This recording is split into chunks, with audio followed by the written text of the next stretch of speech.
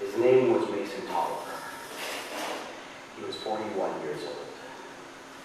He entered our lives on a Norman Rockwell afternoon. Lazy strings of contrast striped the sky. A robin tucked down on the bending length of a pine tree branch, and the damp smell of freshly mowed grass hung light in the mist of a young, awakening morning.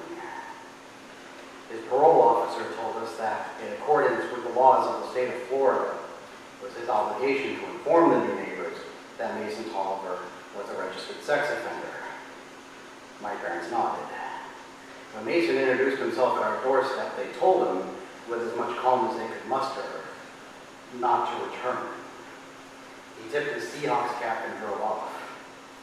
I was 2 months away from my junior year, and my sister Amanda was the same distance from escaping the hell of A.C. Gaynor Middle High. We saw Mason at the cash and carry, trying to disappear between the dairy and checkout aisles. We saw him stumble outside the Calico Cat, losing another battle with Jim and Jack. We laughed at him, as folks tend to do when shown pictures of ash piles.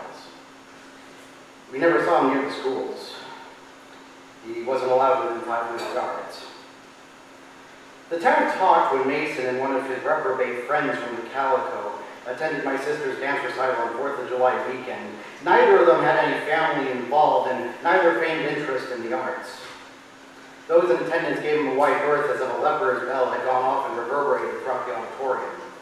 As the lights went down, I snuck into the row behind them. They never knew. As Mandy and her 8th grade troupe performed, I heard whispers interwoven with Tchaikovsky, the man next to Mason, in between coughs that smelled of menthols mixed with St. Pauli. I told you we grow 'em pretty down here. Then our new neighbor replied, no kidding. See that little tree on the far left? She runs by my house every morning. Best part of the day. What a fuck toy she is.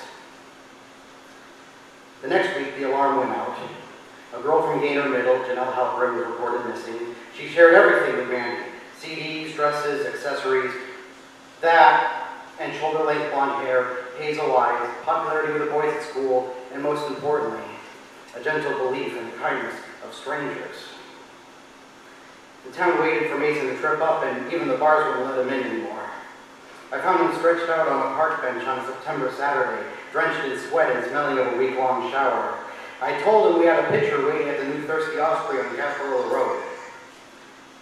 He told me I didn't look old enough to drink. I asked him how he thought fake IDs made their money. He laughed, said he didn't know what a gift force looked like, much less how to look into it. And we drove. He passed out on the way to the swamp on River Road. When he started snoring, I turned onto the first dirt path, killed the headlights, and popped open the trunk. I had not held a baseball bat since Little League. But when you hold 34 ounces of mental righteousness in your hands, you remember how to swing pretty damn quickly. I opened the passenger side door with only the ringing of the car and my own breathing keeping me company. I didn't wait for him to wake up. Pray that you never know the sound of aluminum striking a warm body. It's the splatter of meat across a butcher's table, of lids shutting down on coffins, of 1,000 gasps born of shock, of the first shovel of dirt tossed onto the party that you didn't even know existed.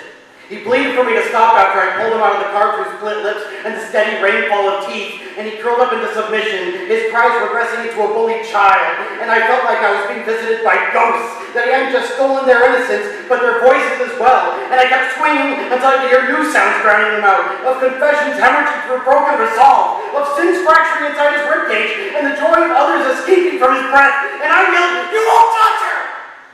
You won't touch Mandy, motherfucker!" My arm grew tired. I cleaned the bat into my Acker River. I sat along the wheel well, waiting for him to end. I got home as the sun rose, and that morning I dreamt of men made of light, with twin pulsating moons bleeding down their back, asking anyone in their vicinity who stole their wings. When I woke up, told me the police found Janelle Halperin unharmed at a Sarasota bus terminal. Apparently, she didn't take her grounding very well and decided to run to her grandparents' place. Strange. We told Max sometimes. Later that day, a fisherman found Mason, spine severed, femurs broken, lungs punctured, jaw shattered. Still alive.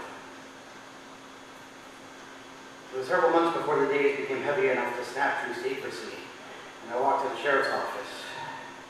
When you feel the slick paths of secrets on your skin, it becomes more apparent how clean and antiseptic the police station of a small town really is. I placed the bag on the sheriff's desk, walking through every step of that evening. He nodded. Interesting lead, he said. If anything comes of it, we'll let you know. Before I could even say a word, he winked. Honestly, if we have any proof, we'll pursue it. Don't forget your bag. Baseball starts back up pretty soon. 13 years later, Mason still eats period food from a straw. His arms and legs now dead weight below an imprisoned head. I saw him last month as his wheelchair advanced down Dearborn Road. He couldn't point me out or shout for me, but he knew me all the same. He followed me south on the call, right onto Frey. He stopped in front of my house as I let myself in. He stayed through the afternoon showers, the evening breeze. It wasn't until morning that I looked outside to see he'd gone. I had meant to give Mason the right hand of God, an instrument of wrath and vengeance. But in my haste, I gave him God's eyes.